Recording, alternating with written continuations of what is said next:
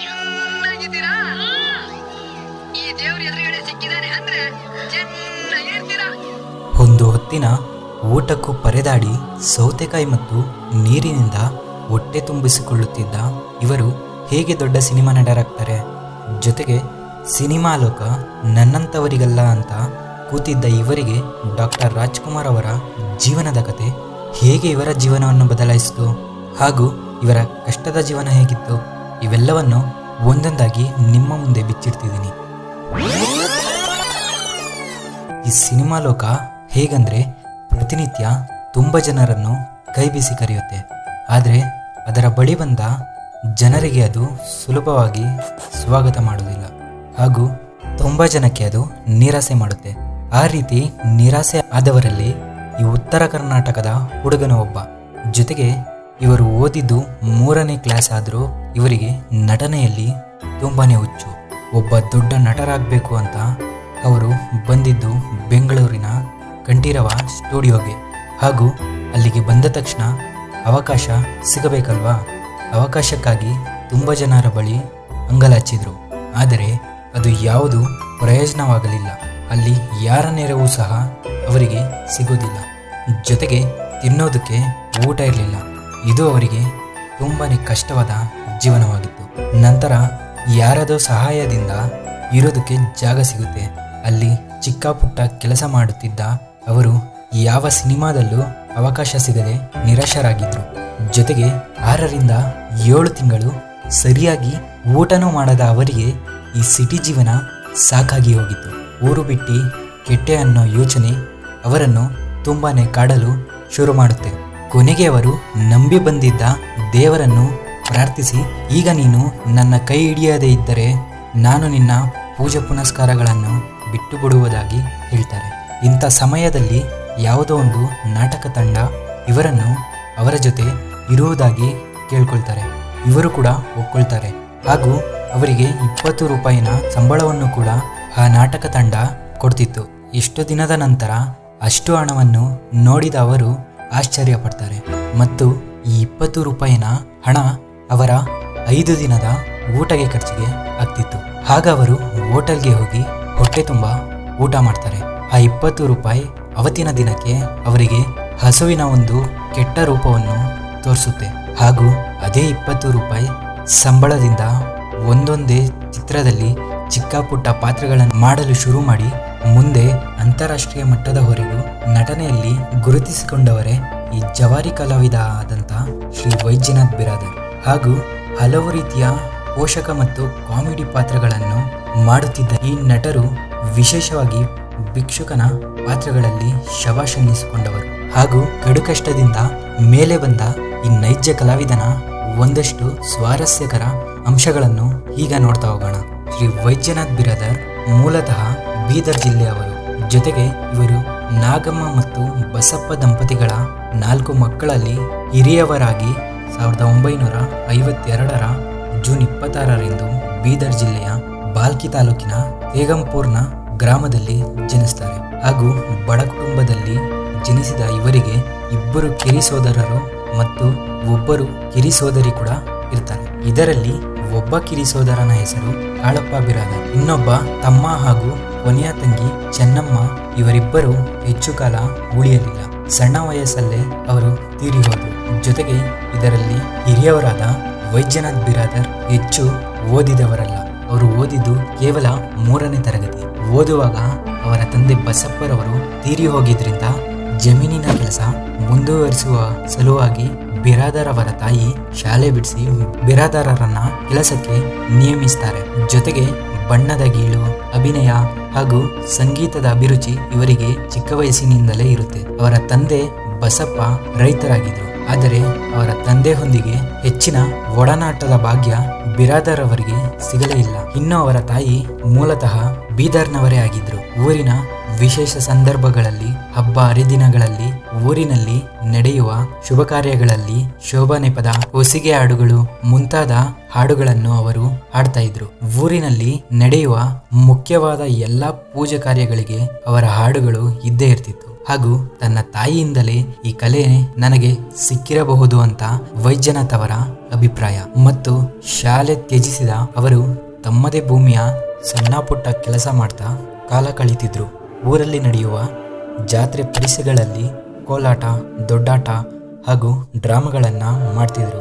ಅಲ್ಲಿನ ಊರಿನ ಸ್ಥಳೀಯರಾದ ರಘುನಾಥ್ ಅನ್ನುವವರು ಬಿರಾದರ್ ಅವರ ಈ ಕಲೆಯ ಬಗ್ಗೆ ತಿಳಿದು ನಾಟಕ ಮಂಡಳಿಗೆ ಸೇರಿ ಅದರಿಂದನೇ ಮುಂದೆ ಸಿನಿಮಾಗಳಲ್ಲಿ ಅಭಿನಯಿಸುವಂತೆ ಸಲಹೆ ಕೊಟ್ಟರು. ಹಾಗೂ ಇದೇ ಸಲಹೆ ಅವರನ್ನ ಹುರಿದುಂಬಿಸಿತು. ಆದರೂ ಸಿನಿಮಾಗಳಲ್ಲಿ ಅಭಿನಯ ಮಾಡಬೇಕಾದ್ರೆ ಹೆಚ್ಚು ಓದಿಕೊಂಡಿರಬೇಕು ಹಾಗೂ ನೋಡಲು ಸಹ ಆಕರ್ಷಕವಾಗಿರಬೇಕು. ಮೇಲಾಗಿ ಅಲ್ಲಿ ನೆಲೆಯೂರಲು ಬೆನ್ನ ಹಿಂದೆ ಸಾಕಷ್ಟು ಬೆಂಬಲವೂ ಇರಬೇಕು. ಆದರೆ ನನಗೆ ಇದ್ಯಾವುದೂ ಇಲ್ಲ, ಹಾಗಾಗಿ ಈ ದಾರಿ ಕಷ್ಟ ಸಾಧ್ಯ ಎಂದು ಸ್ವತಃ ಬಿರಾದರ್ ಅವರೇ ಈ ದಾರಿನ ಕೈಬಿಡ್ತಾರೆ. ಆದರೆ ಅವರಿಗೆ ಕನ್ನಡ ಪುಸ್ತಕಗಳನ್ನು ಕೊಂಡು ಓದುವ ಅಭ್ಯಾಸ ಇತ್ತು. ಜೊತೆಗೆ ಅವರು ಬೀದರ್ನ ಸಿಟಿಗೆ ಯಾವಾಗಲೇ ಹೋದರೂ ಕನ್ನಡದ ಪುಸ್ತಕಗಳನ್ನು ಹಾಗೂ ಸಿನಿಮಾಗೆ ಸಂಬಂಧಿಸಿದ ಕೆಲವೊಂದು ಪುಸ್ತಕಗಳನ್ನು ಕೊಂಡು ಓದ್ತಿದ್ರು. ಒಂದು ದಿನ ಒಂದು ಸಿನಿಮಾದ ವಿಷಯ ಇದ್ದ ಕನ್ನಡ ಪುಸ್ತಕವನ್ನು ಅವರು ಓದುವಾಗ ಡಾಕ್ಟರ್ ರಾಜ್ಕುಮಾರ್ ಅವರ ಬಗ್ಗೆ ಅದರಲ್ಲಿ ಒಂದು ಸಣ್ಣ ಲೇಖನ ಪ್ರಕಟವಾಗಿರುತ್ತೆ. ಅದರ ಹೆಸರು ಕಥಾನಾಯಕನ ಕತೆ. ಅದನ್ನು ಆಸಕ್ತಿಯಿಂದ ಓದಲು ಶುರು ಮಾಡಿದ ಬಿರಾದರ್ರಿಗೆ ಈ ಲೇಖನದಲ್ಲಿ 4ನೇ ತರಗತಿಯವರೆಗೂ ಅಷ್ಟೇ ಓದಿದ ಡಾಕ್ಟರ್ ರಾಜ್ಕುಮಾರ್ ಅವರು ಸಹ ಒಂದು ಸಣ್ಣ ಹಳ್ಳಿಯಿಂದ ಬಂದು ನಾಟಕದ ಕಂಪನಿಯಲ್ಲಿ ಸೇರಿ ಹೇಗೆ ಇಷ್ಟು ದೊಡ್ಡ ಮಟ್ಟದಲ್ಲಿ ನಟರಾಗಿ ಹೊರಬರ್ತಾರೆ ಅಂತ ಪೂರ್ತಿ ಮಾಹಿತಿ ಸಿಗುತ್ತೆ. ಹಾಗೂ ಇದನ್ನು ಸಂಪೂರ್ಣವಾಗಿ ಓದಿದ ಬಿರಾದರ್ ಅವರು ಮೇರುನಟ ಡಾಕ್ಟರ್ ರಾಜ್ಕುಮಾರ್ ಜೀವನ ಸಾಧನೆಯಿಂದ ತಾವು ಸಹ ಪ್ರಭಾವಿತರಾಗಿದ್ದರು. ಅವರಿಗೂ ಡಾಕ್ಟರ್ ರಾಜ್ ಒಬ್ಬ ಮೇರು ಚಿತ್ರನಟ ಅಷ್ಟೇ ಅಂತ ಭಾವಿಸಿದ್ದ ಬಿರಾದರ್ ಅವರಿಗೆ ಈ ಪುಸ್ತಕದ ಸಹಾಯದಿಂದ ಅವರು ಬೆಳೆದು ಬಂದ ರೀತಿಯ ಬಗ್ಗೆ ತಿಳಿತು. ಅದೇ ರೀತಿ ತಾನು ಯಾಕೆ ಪ್ರಯತ್ನಿಸಿ ಮೇಲ್ ಬರಬಾರ್ದು ಅಂತ ಬಿರಾದರ್ ಯೋಚನೆ ಮಾಡ್ತಾರೆ. ಮತ್ತು ಆ ಲೇಖನದಿಂದ ಅವರು ತಿಳಿದ ಸತ್ಯ ಏನಂದರೆ, ಬಿಡದೇ ಇರುವ ಗುರಿ, ಶ್ರಮ, ನಿಷ್ಠೆ ಹಾಗೂ ಛಲ ಇರುವ ವ್ಯಕ್ತಿಗೆ ಇಲ್ಲಿ ಯಾವುದು ಅಸಾಧ್ಯವಿಲ್ಲ ಎಂಬುದು ಅರಿತುಕೊಳ್ತಾರೆ. ಡಾಕ್ಟರ್ ರಾಜ್ಕುಮಾರ್ ಅವರಿಗೆ ಸಾಧ್ಯವಾದ ಈ ಸಾಧನೆ ತನಗೂ ಸಹ ಸಾಧ್ಯ ಆಗುತ್ತೆ ಅಂತ ಬಿರಾದರ್ ಅವರು ನಂಬ್ತಾರೆ. ಆದರೆ ಇದರ ಬಗ್ಗೆ ಅವಸರಿಸುವಾಗಿರಲಿಲ್ಲ. ಮೇಲಾಗಿ ಈ ಸಮಯದಲ್ಲಿ ಬಿರಾದರರ ವೈಯಕ್ತಿಕ ಜೀವನವು ಸಹ ಸೌಜನ್ಯವಾಗಿತ್ತು. ಜೊತೆಗೆ ಜೀವನಕ್ಕೆ ಆಧಾರವಾದ ಅವರ ಜಮೀನು ಸಹ ಅವರ ಪಾಲಿಗೆ ಇಲ್ಲದಂತಾಗಿತ್ತು. ತಂದೆಯ ಸಾವು, ಸಹೋದರ ಹಾಗೂ ಸಹೋದರಿಯ ಅಕಾಲ ಮೃತ್ಯುಗಳು ಅವರನ್ನು ಕುಗ್ಗಿಸಿದ್ರು. ಇದಾದ ನಂತರ ಅಲ್ಲಿನ ಸ್ಥಳೀಯ ನಾಟಕ ಕಂಪನಿಗೆ ಸೇರಿಕೊಂಡು ಸಮಯ ಸಿಕ್ಕಂತೆಲ್ಲ ಬಿರಾದರ್ ಅವರು ನಾಟಕ ಪ್ರದರ್ಶಿಸುತ್ತಾ ಬರ್ತಾರೆ. ಜೊತೆಗೆ ಅವರ ಸಿನಿಮಾ ಕೆರಿಯರ್ ಮೊಟ್ಟ ಮೊದಲು ಶುರುವಾಗಿದ್ದು 1982ರಲ್ಲಿ ಖ್ಯಾತ ನಿರ್ದೇಶಕರಾದ MS ಸತ್ಯೂರವರ ನಿರ್ದೇಶನದಲ್ಲಿ ಮೂಡಿಬಂದ ರಾಷ್ಟ್ರ ಪ್ರಶಸ್ತಿ ವಿಜೇತ ಬರ ಸಿನಿಮಾದ ಮೂಲಕ ಶುರುವಾಗುತ್ತೆ. ಈ ಚಿತ್ರತಂಡ ಚಿತ್ರೀಕರಣಕ್ಕಾಗಿ ಉತ್ತರ ಕರ್ನಾಟಕದ ಹಲವಾರು ಜಾಗಗಳಲ್ಲಿ ಸೆಟ್ ಹಾಕಿದ್ರು. ಅದರಂತೆ ಬೀದರ್ನಲ್ಲೂ ಅದೇ ರೀತಿ ಸೆಟ್ ಹಾಕಿದ್ರು. ಇದರ ಹೀರೋ ಅನಂತ್ನಾಗ್ ಅವರು ಸೆಟ್ನಲ್ಲಿ ಮರಾಠಿ ಹಾಗೂ ಕನ್ನಡ ಎರಡರಲ್ಲೂ ಸಹ ಮಾತಾಡ್ತಿದ್ರು.